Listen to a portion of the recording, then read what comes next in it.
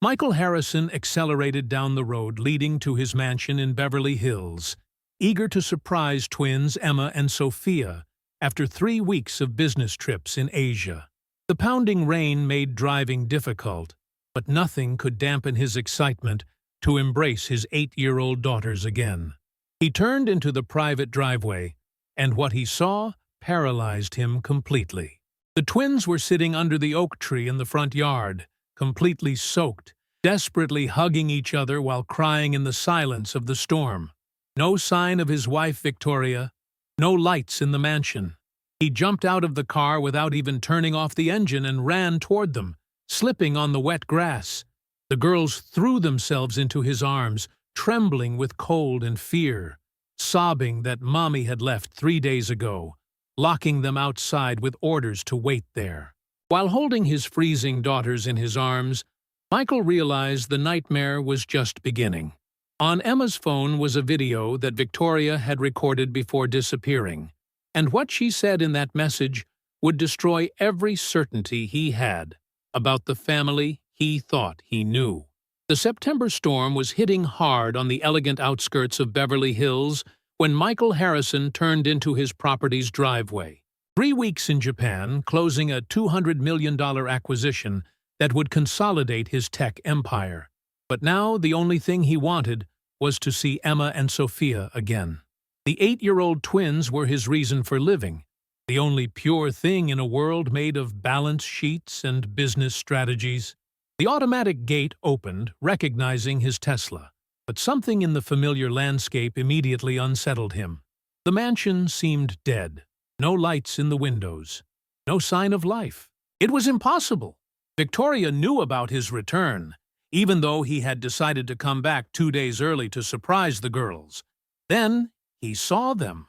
2 small figures huddled under the large oak tree in the front yard, completely exposed to the fury of the elements. His heart stopped when he recognized the twins' pink dresses, now soaked and muddy.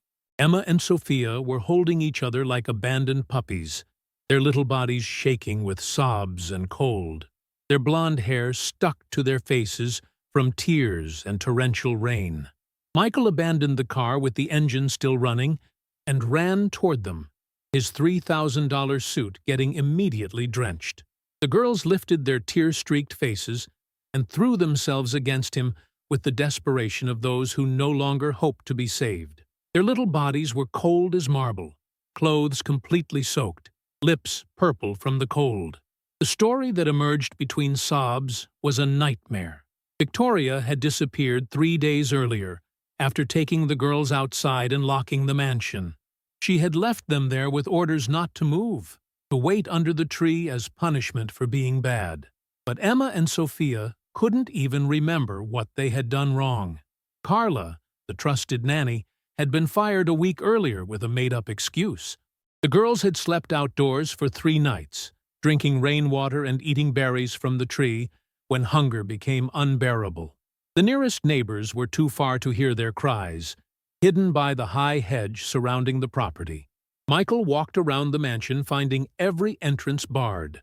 A kitchen window had glass broken from inside, a sign that someone had forced their way out. He managed to enter by cutting his hand on the remaining fragments, discovering an interior devastated by chaos. Overturned furniture, emptied drawers, clothes scattered everywhere like after an earthquake.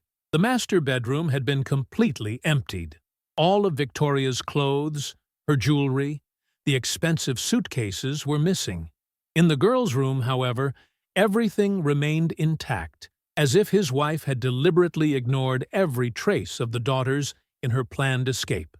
After getting the twins safe with dry clothes and a warm bath, Michael had to face the truth that terrified him. On Emma's pink iPhone was a video recorded 3 days earlier, with a title that froze his blood. The truth you deserved to know. Victoria's face filled the screen, but it was a woman Michael had never seen before. The eyes that had once fascinated him now burned with pure hatred. Aristocratic features deformed by a smile of icy cruelty. She wore the Chanel suit he had given her for their last anniversary, perfectly styled, as if going to a social event instead of abandoning her own daughters. The words that came from those lips destroyed 10 years of marriage and 8 years of shared parenthood in just minutes.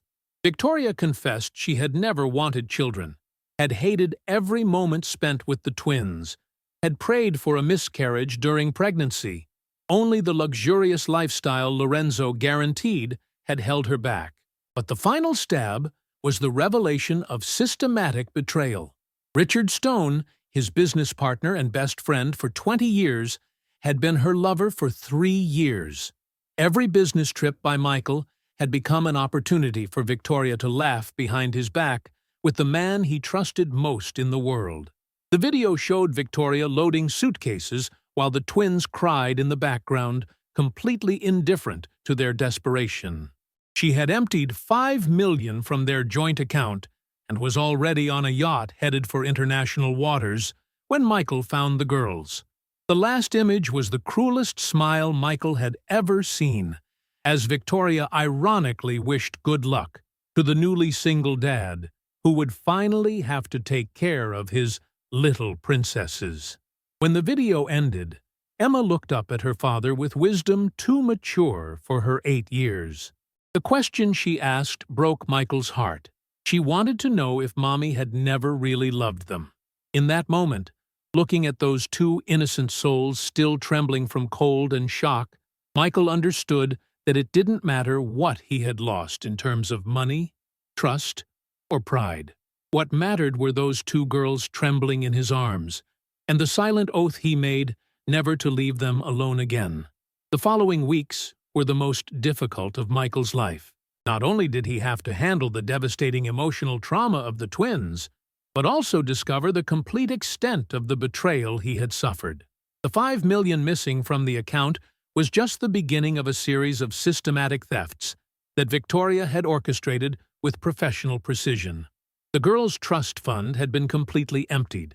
Jewelry that were family gifts, passed down for generations, had been sold to private collectors.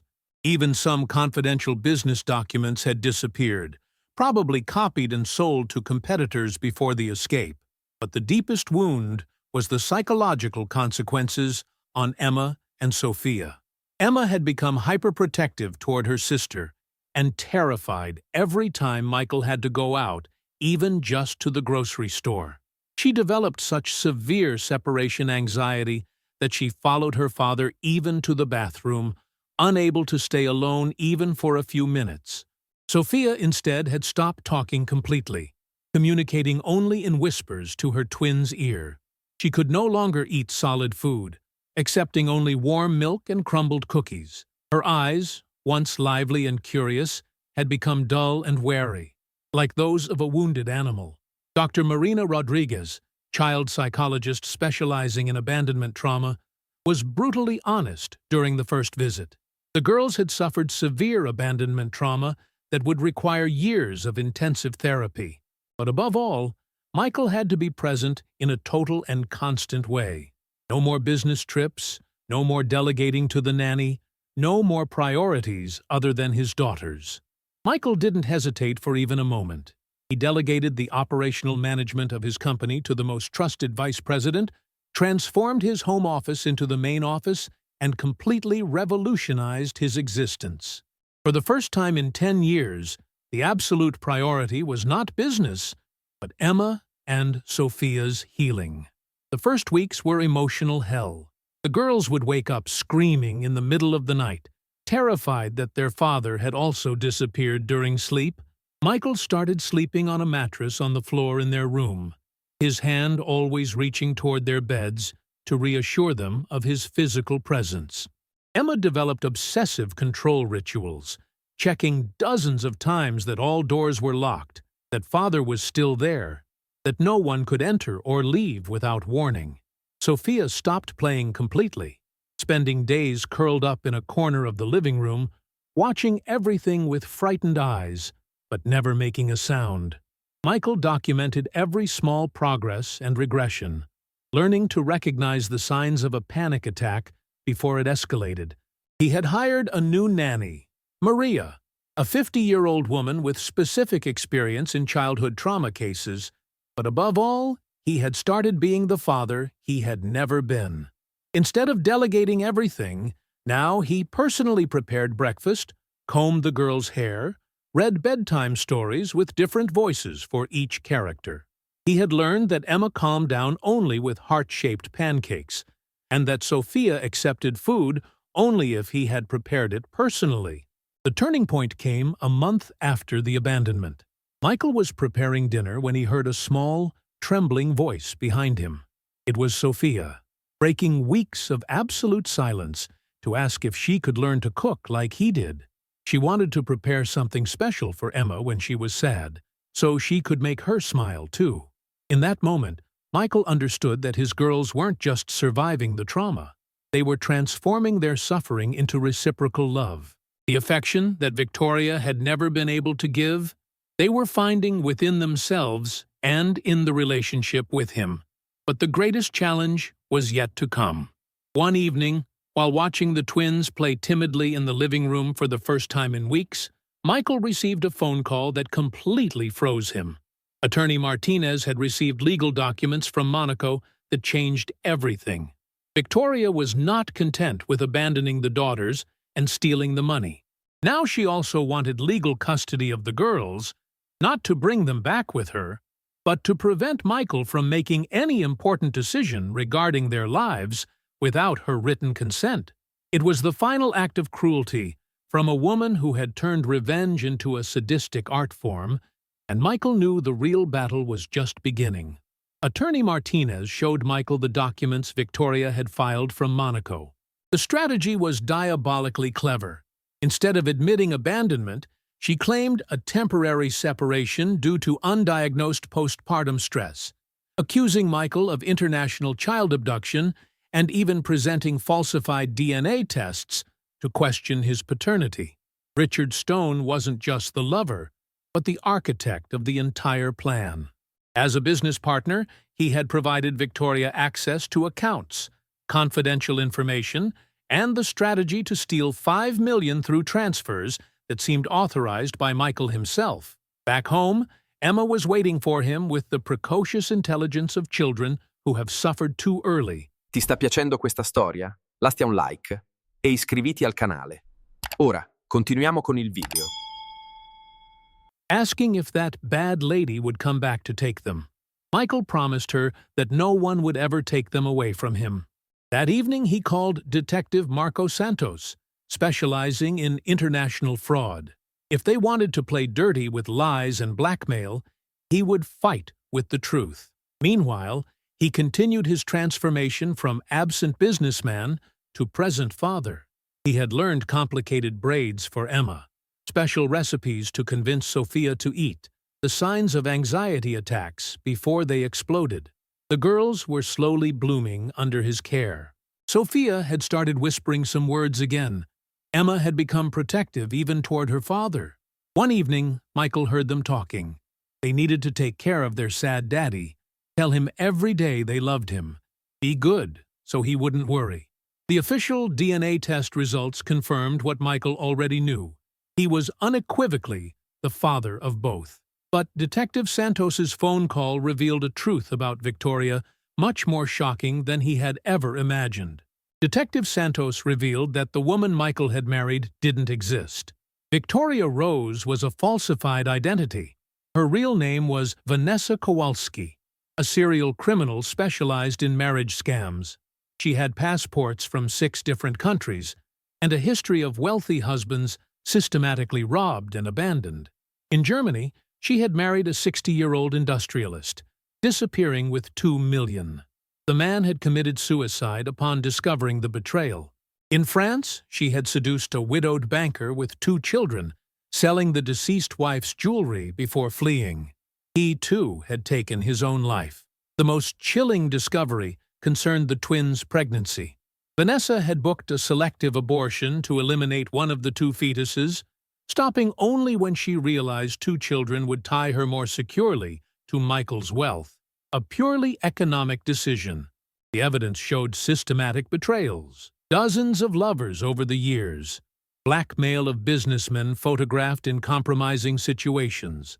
The mansion transformed into a meeting center every time Michael traveled. Emma had witnessed some scenes, explaining her recurring nightmares in recent months.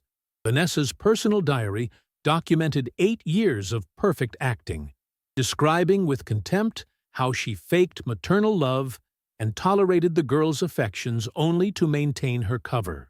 The final plan involved leaving them out during the storm, hoping they would get seriously ill, so she could blame Michael for negligence.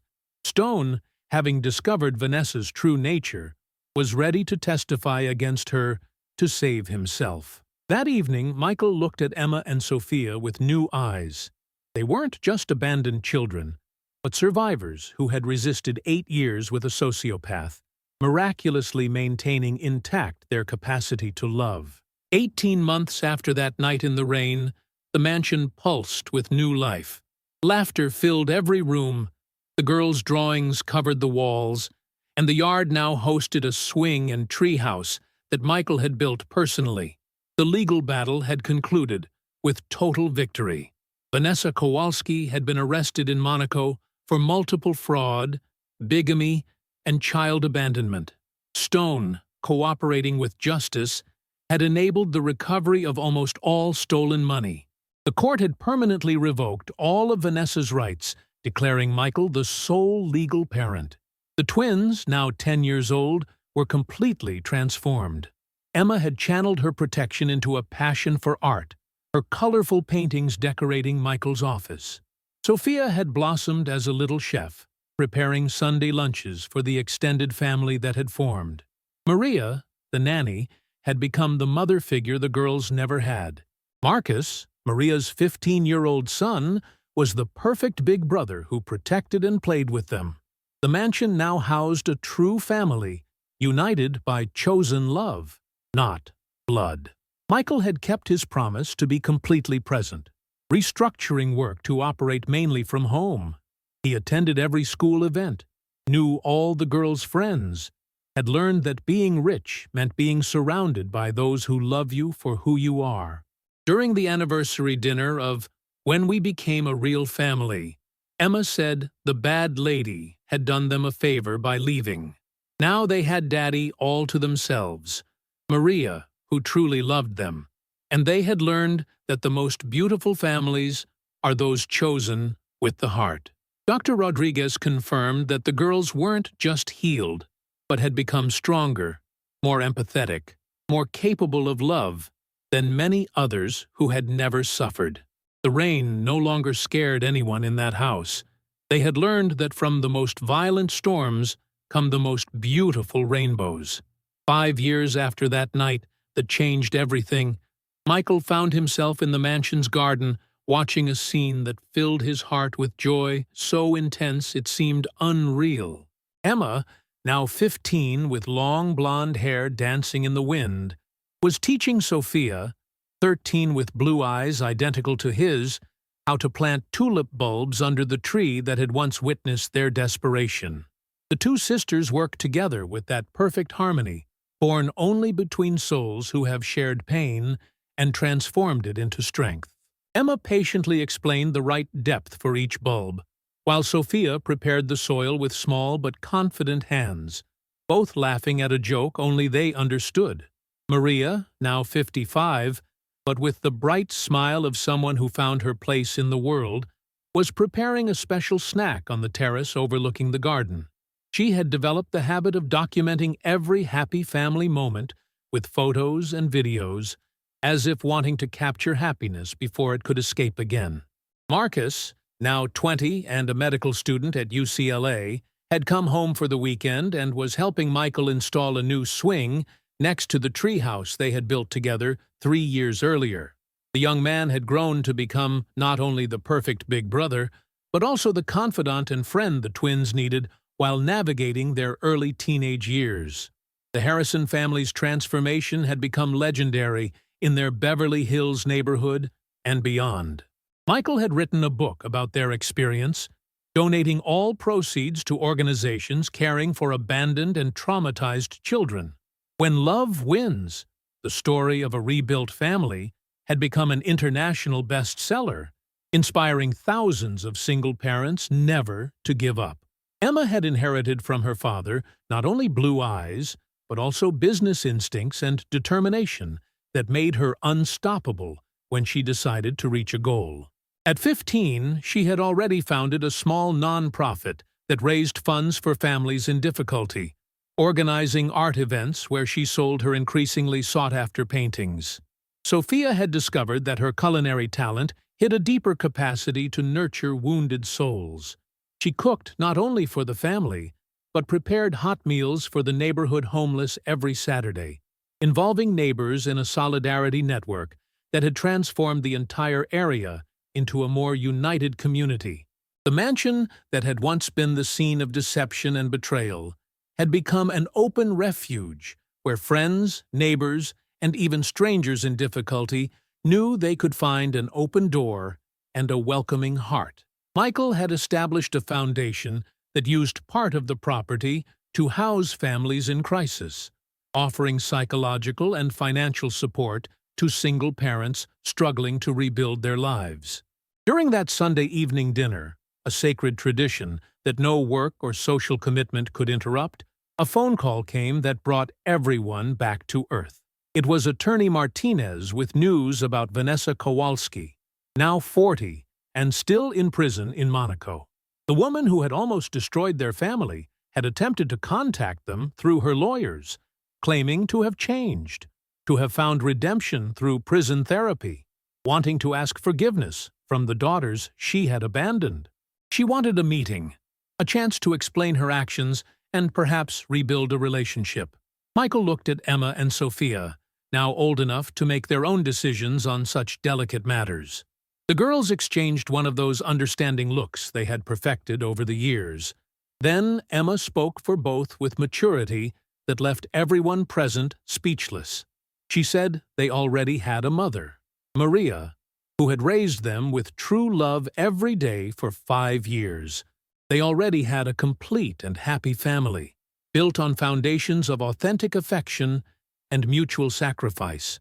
The woman who had given birth to them had become part of the past, a painful but forever closed chapter. Sophia added that they felt no anger or desire for revenge, but also no need to actively forgive someone who was no longer part of their lives.